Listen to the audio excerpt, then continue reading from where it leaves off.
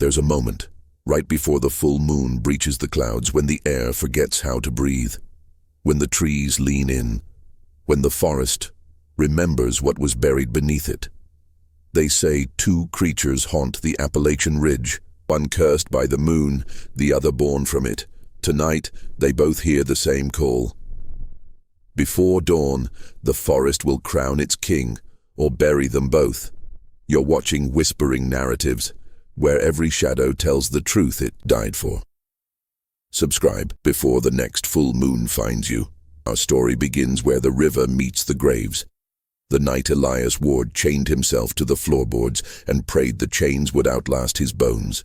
The valley learned long ago to hold its breath when the moon swelled heavy and white over the black line of the pines. Fences tightened, dogs went silent. The creek lost its chatter and ran like a blade. On those nights the air itself felt watched, as if the old world still kept its seat at the table and reached across with a cold hand to turn down the lamp. Tonight, the lamp went dark early. Elias Ward felt it before the light changed. Slow ache that began deep in the long bones. A memory of wait and running. A second heartbeat kicking behind the first like a colt against a stall. He worked his jaw until the hinge clicked and stared at the bottle he would not open. Whiskey would dull it, but dulled things shatter. He needed to be sharp enough to cut himself away from the night and fail just slowly enough that it would not matter. That was the ritual. That was what had kept the town safe and his name out of the sheriff's ledger. You make your chains, you keep them honest. The cabin was older than his father's last lie and smaller than his first apology. A single room, the window boarded, the door bolted from the inside and braced with an iron bar he'd hauled up here before the snows. He had fixed 4 loops to the floor, the kind you use for mules that pull more than their share. Cold iron clung to the air, a mineral scent, a promise. He tested each cuff with a farmer's patience, the same way you test a fence before a storm, not trusting, only verifying. The metal answered with a plain truth. For a man, enough. For the other thing, a prayer pinned to wood. He could feel the moon rising before it broke over the ridge. He always could. It didn't climb so much as arrive. A hush rolling down out of the timber, a pressure under the ribs. He could tell you what the old men said about it at the feed store. How the hunter's moon takes more than it gives, how it remembers debt and collects interest.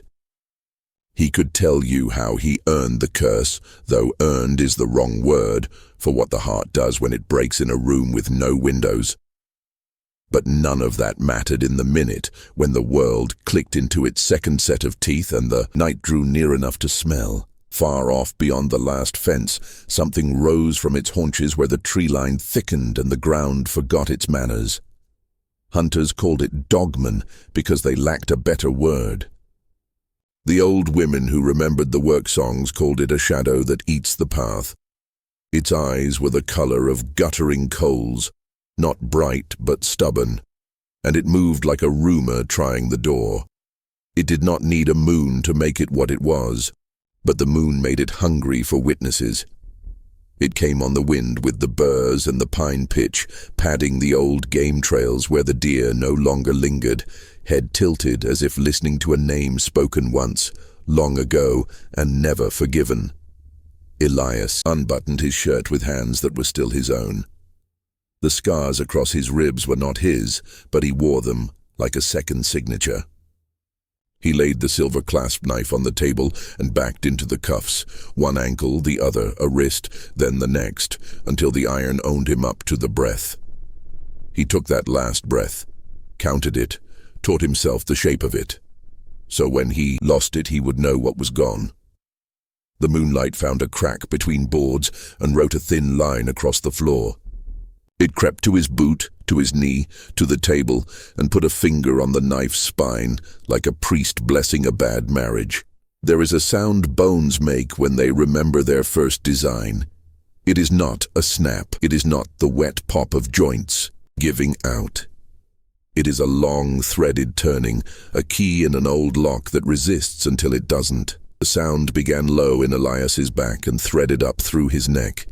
His teeth felt like nails hammered halfway and left for weather. The room shrank around him. He tried to speak a name, tried to say it like a promise, but language is a thing carried by breath, and he had ceded breath to something that wore it better. The cuffs shivered, then held. The chains lifted from the floor an inch, then settled. He bowed to them, and the bow became a spasm, and the spasm a rhythm, and the rhythm a tide. Out past the cabin, the forest went glass still. Cicadas withdrew, owls pressed their feathers tight, the creek unrolled like wire. The figure at the edge of the timberline, long arms, wolf-high shoulders, a head too clever for mercy, tipped its muzzle to the moon and huffed once, as if tasting a story left out overnight. It had stalked this valley 3 autumns in a row and found only the shiver of fences and the lies of men. Tonight the air told it a different truth. Something like it had come awake, not a brother, not a cousin, a rival. An old argument stood up and walked in the night, asking to be settled. Inside, Elias climbed the ragged ladder between selves, slipping every rung he named. The hair came like frost dancing up a window in a hurry. The nails flowered into knives. The jaw forgot its hinge and remembered its bite. The eyes, those stayed the longest, a man drowning in a lake he cut into being. He did not scream. Screams teach a room what to expect. He simply exhaled and kept exhaling until the breath was a growl, and the growl was a map to a country with no laws. The first howl did not come from Elias.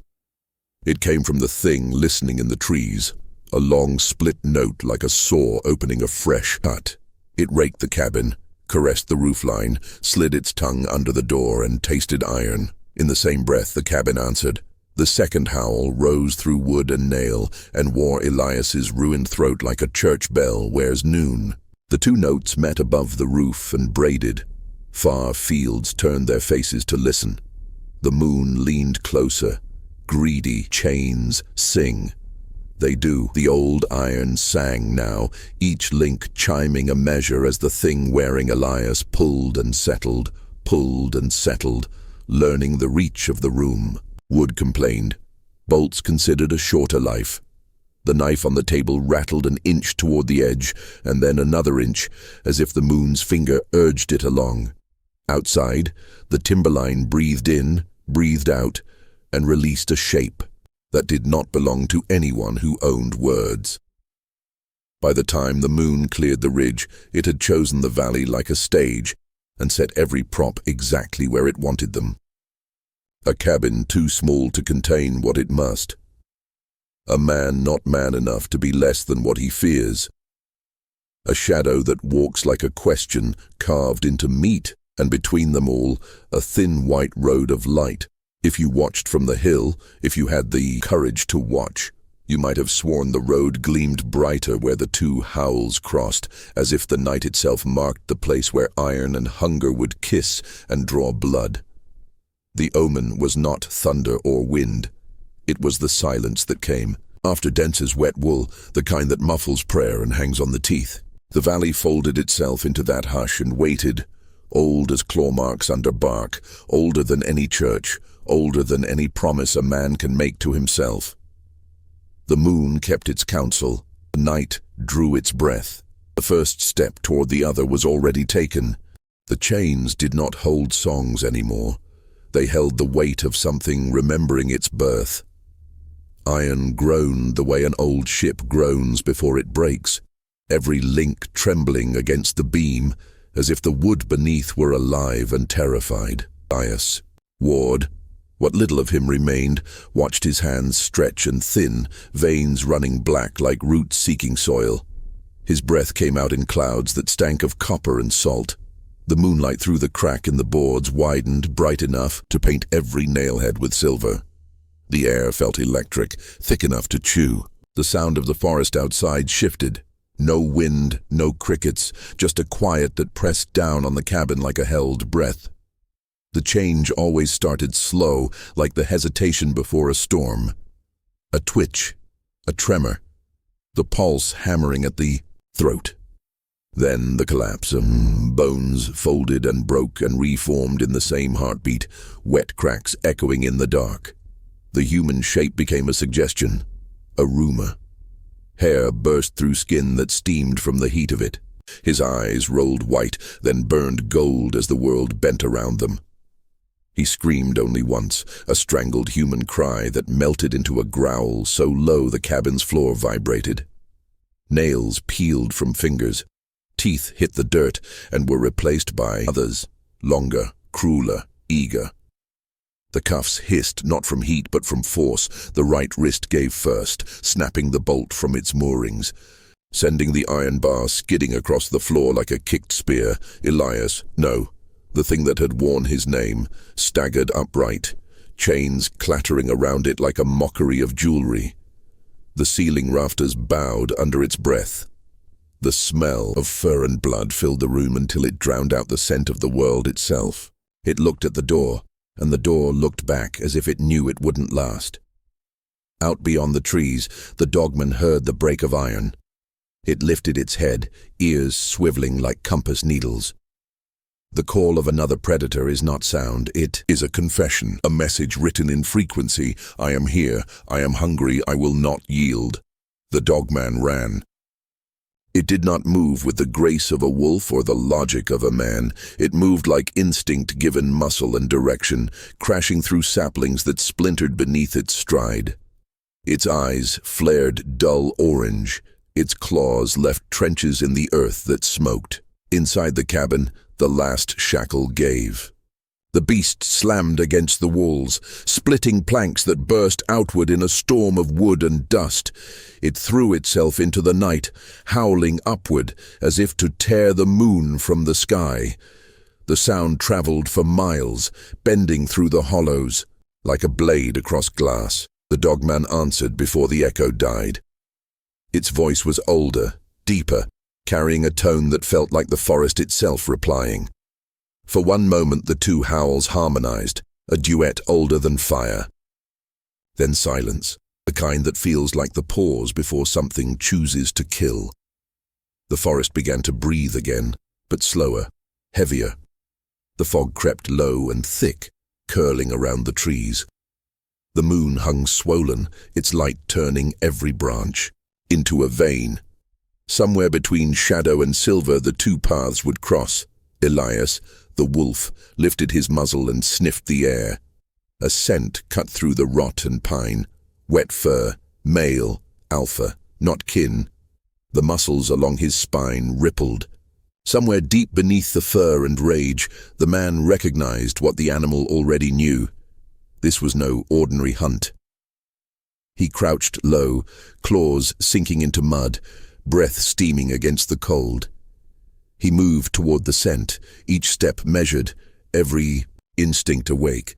Behind him, the wrecked cabin hissed and popped as embers from the lantern caught the splintered boards. A faint wind stirred the leaves. It carried whispers, the forest remembering names. The Dogman stepped into a clearing first. Its silhouette carved against the red-tinged fog, tall, lean, shoulders arched like a hyena built from nightmares. It sniffed the air, growled once, and lowered its head. In the distance, another growl answered. Two creatures born of curses, walking toward each other under the same indifferent moon. By dawn, one would feed the soil. The other would remember the taste of victory and the cost of survival. The forest waited. The next breath would begin the hunt. The moon climbed higher, swelling like a living wound in the sky. Its light painted the forest in tones of ash and silver, too bright to be natural, too cruel to be holy. The fog thickened at the roots of the trees, curling like smoke from an unseen fire. Every leaf trembled as if something enormous breathed just beyond sight. The hunt had begun, and the night itself leaned in to listen. Elias moved low, a ripple of muscle and fur that made no sound. The wolf in him did not stalk, it glided, a shadow shaped by hunger. His senses had become a cathedral of noise. Every insect wing, every heartbeat under soil, every drop of dew trembling on pine needles. Yet one sound called to him louder than the rest, a pulse not his own, steady and defiant, The Dogman, the intruder, the rival. He could smell it even through the damp, rotten moss. The Dogman's scent was wrong, old and feral, threaded with carrion and iron. It reeked of the graves men forgot to bless. Elias snarled low, the sound rolling from his chest like thunder beneath the earth.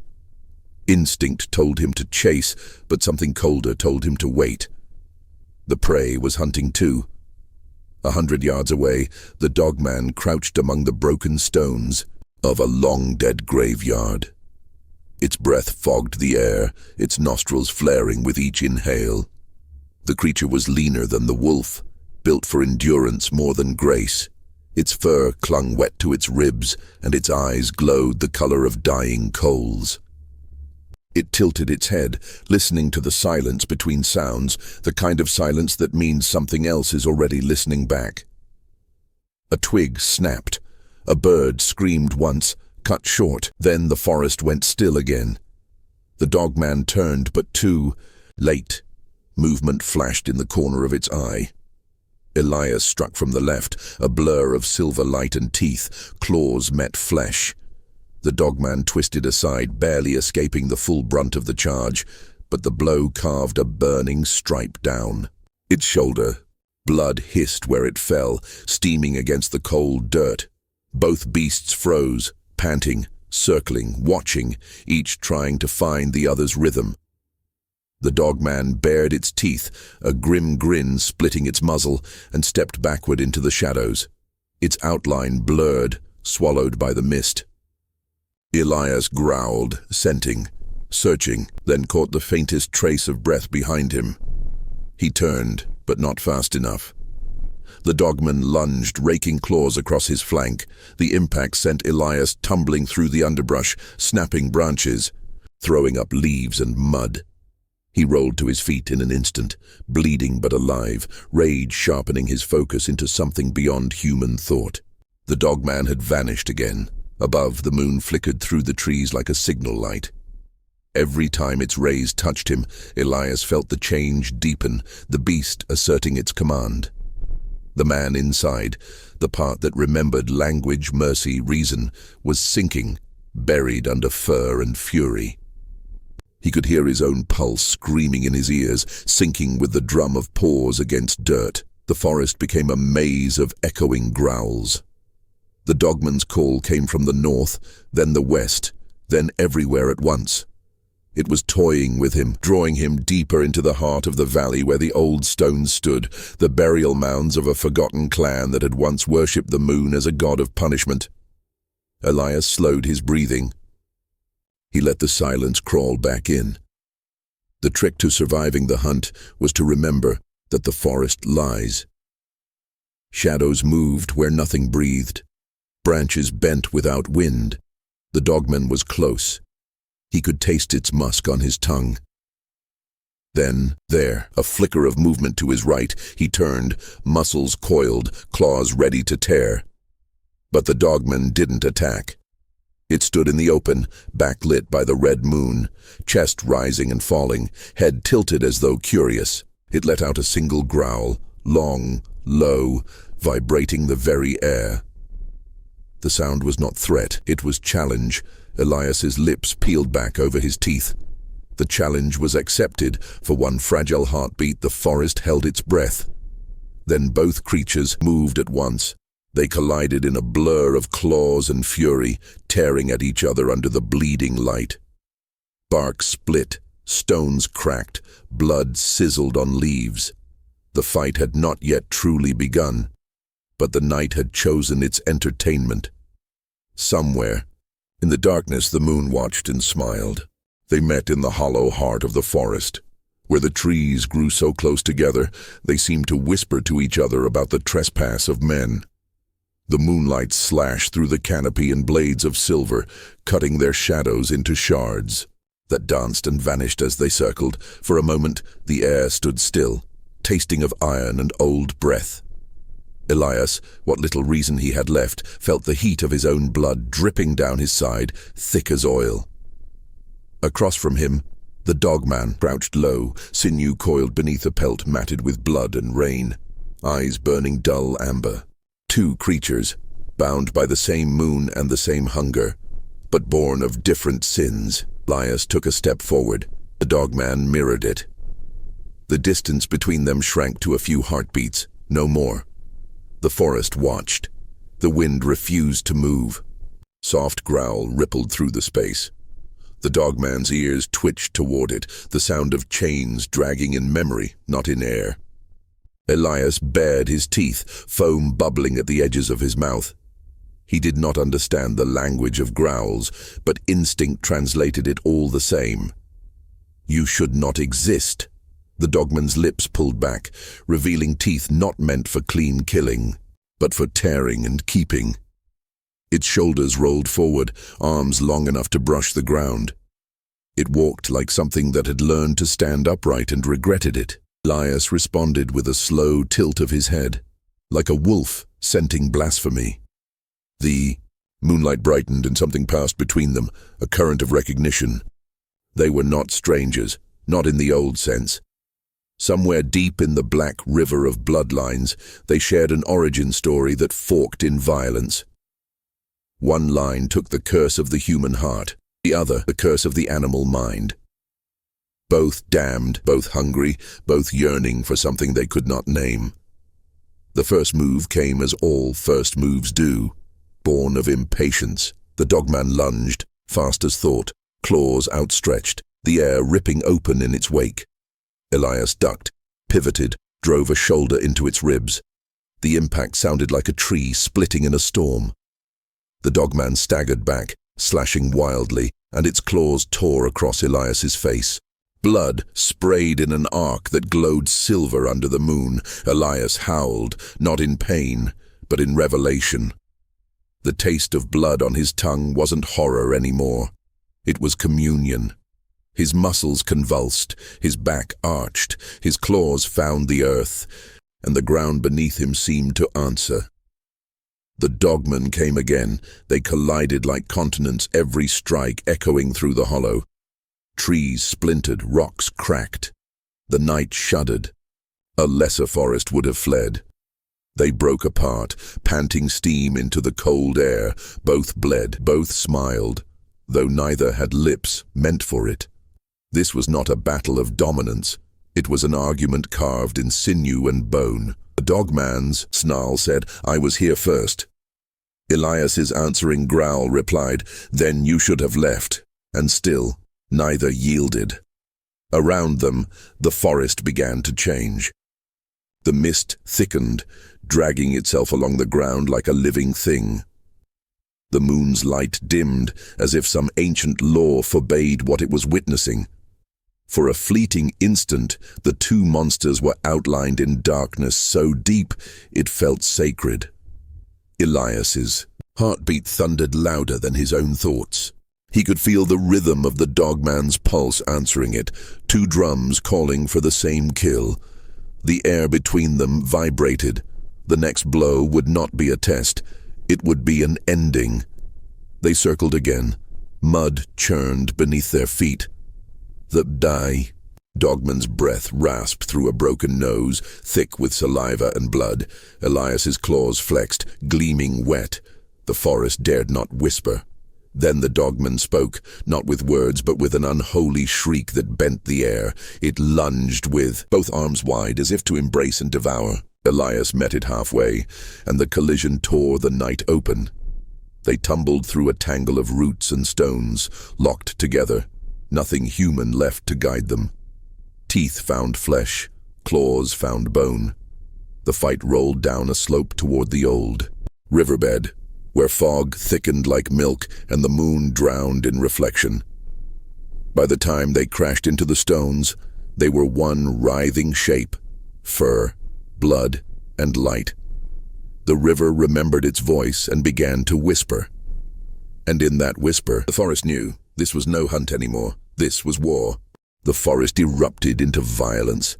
Every root, every rock, every whisper of wind was drowned beneath the chorus of snarls and the tearing of flesh.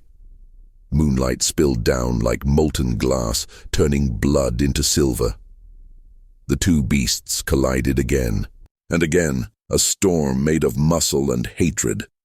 The Dogman struck first. Its claws raked down Elias's chest, carving trenches deep enough to glint bone. Elias answered with a lunge that shattered ribs. They rolled through the mud, jaws locking, teeth crunching through hide. The night trembled with the sound. The Dogman howled, a broken, ugly sound, too human to belong in this forest. Elias lunged again, ramming him into the trunk of an ancient pine. The tree split with a cry, raining needles and splinters like shrapnel. The Dogman's hand closed around Elias's throat, claws digging in, black blood bubbling up. But Elias's rage was older than his pain. He tore free, snapping his neck forward, sinking his teeth into the Dogman's shoulder. Flesh tore, blood sprayed, both creatures screamed. The fight spilled into the old burial grounds, the ruins of forgotten worship. Crumbling stones marked graves that the moonlight could not sanctify. The ground was soft here, damp with centuries of rot, perfect for drinking blood. The Dogman staggered back, one arm hanging limp, his breath coming in ragged grunts. Elias advanced, head low, shoulders rolling, eyes burning gold. His growl was not a threat, it was a dirge. The Dogman tried to answer but choked on his own blood. He spat it out, raised his head and leapt. They met mid-air. The sound was thunder trapped in fur. They hit the ground and rolled, Elias on top, then the Dogman, then neither, just a blur of fury and teeth. The Dogman drove a claw into Elias's side. Elias slammed his knee into the creature's gut and threw it off, both of them gasping steam into the freezing air. The Dogman stumbled back and crouched, eyes wild. It dragged one claw along the ground, leaving a deep groove in the dirt. Elias mirrored him, breath coming in heaves, saliva hanging in strands from his muzzle. They circled again, slower this time, each measuring what strength remained. The Dogman struck again, but this time Elias ducked low, twisting, and drove both claws into its stomach. The Dogman howled in agony, swung wildly, and caught Elias across the jaw with enough force to shatter bone. The werewolf staggered, blood spilling down his chest. The Dogman pressed the attack, relentless, clawing, biting, roaring like a demon in its death throes.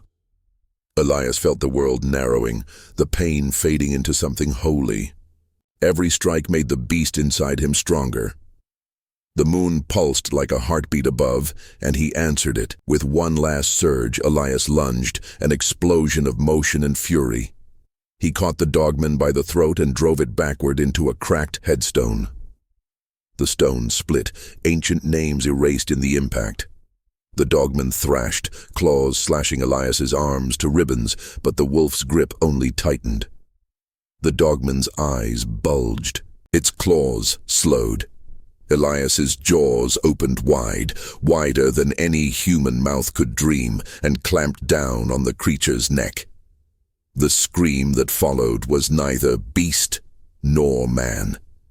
When it ended, the Dogman fell limp. The forest fell silent.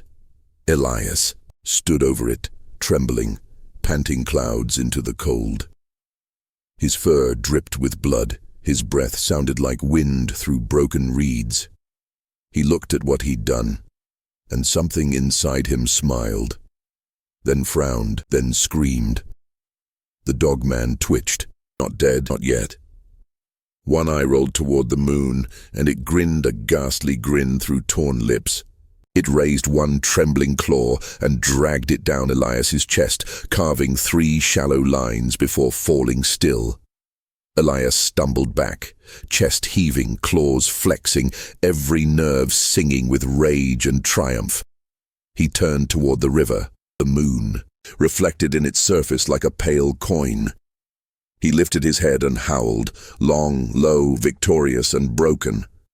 The forest did not echo it. The wind shifted, the scent of blood thickened. Behind him, the Dogman's body began to twitch again. Death, it seemed, was not done speaking. The moon fell slowly, bleeding itself pale against the edge of the mountains. The forest, torn open by violence, began to breathe again, but the breath came slow, uncertain, like the chest of a dying animal. Mist clung to the trees in ribbons. The ground steamed where blood met cold. Elias knelt in it, half beast, half wreck. His fur hung in strips where claws had found him. His ribs showed through gashes that smoked faintly with each heartbeat. Around him lay the ruin of their war, trees bent, graves split, stones toppled like bones scattered from a giant's hand. The Dogman sprawled across a mound of moss and mud, its body too still, its mouth locked open in a snarl that had forgotten its purpose. The werewolf staggered toward it, every step a new symphony of pain. He reached out with a clawed hand, hesitant, almost reverent, and pressed it to the Dogman's chest. No breath, no pulse. Just cooling flesh and the quiet hiss of night surrendering to morning. Elias should have felt triumph. Instead, there was only silence, the hollow that comes after thunder, the aching emptiness where rage had lived. He looked at his hands, the claws slick with someone else's death, and tried to remember which fingers had once held a pen, a cup, a photograph. The memory refused him. The first light crept through the fog, thin and colorless. It hit his eyes, and the gold began to fade. Fur receded in uneven patches. Bones creaked, grinding as they forced themselves back into human shape. He fell to his knees, screaming as the transformation unmade itself, each sound a plea without words. When it was done, Elias lay naked and shivering in the ruin of the graveyard.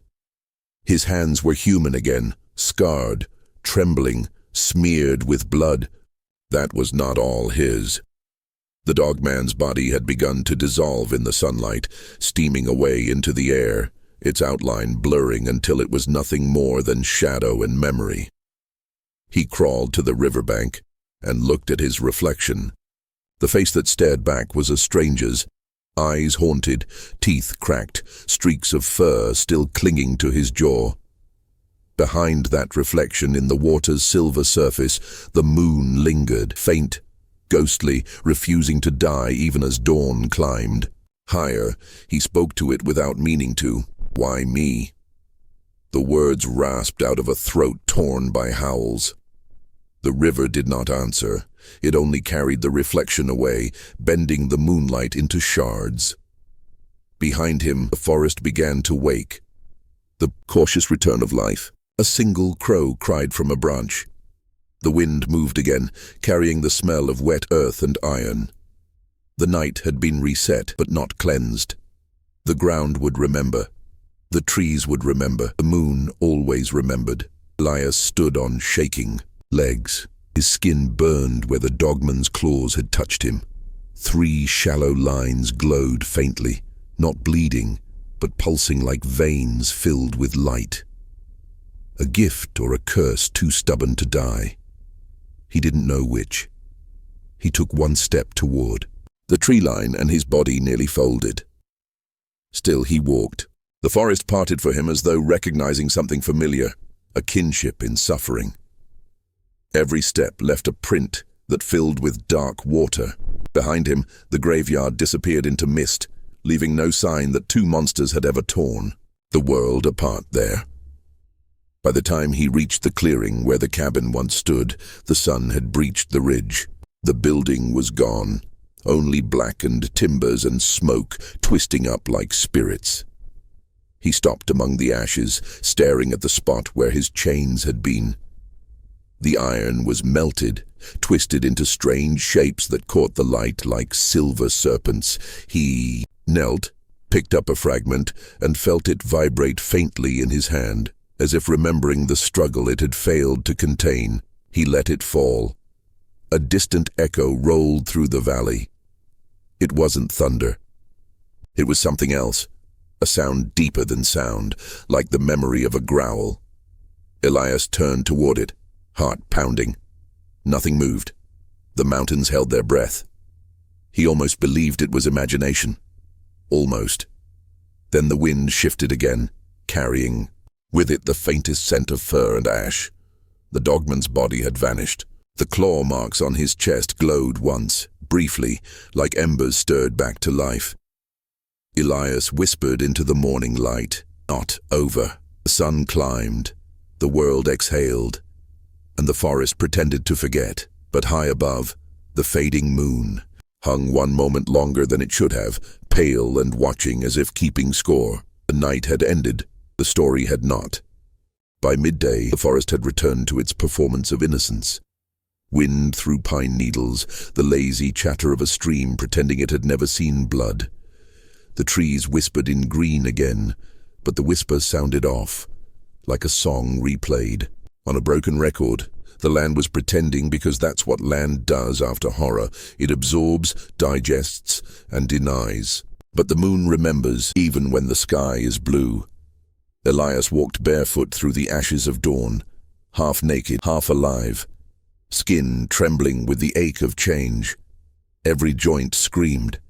His ribs were bound in dried blood, and the claw marks across. His chest still glowed faintly, pale silver in the light, pulsing now and then like a slow heartbeat.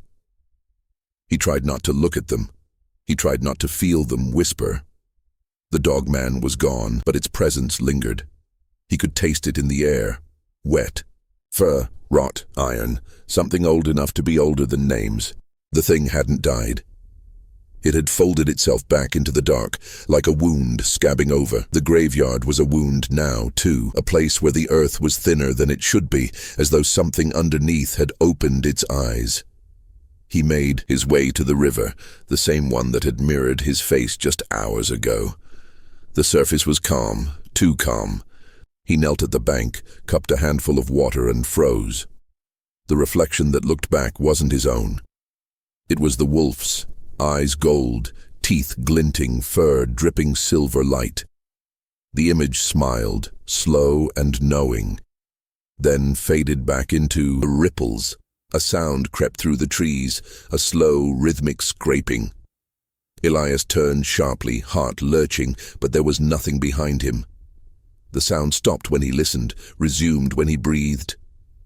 It wasn't the Dogman this time. It was something smaller, older. The forest testing its memory, replaying the music of terror. He climbed to the ridge where the moon had first found him the night before.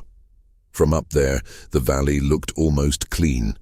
The graves below were hidden by fog. The river wound like a scar through the trees. He thought about the chains he'd forged, the promises he'd broken, the blood that had bought him one more sunrise. He thought about how small he looked from the moon's height.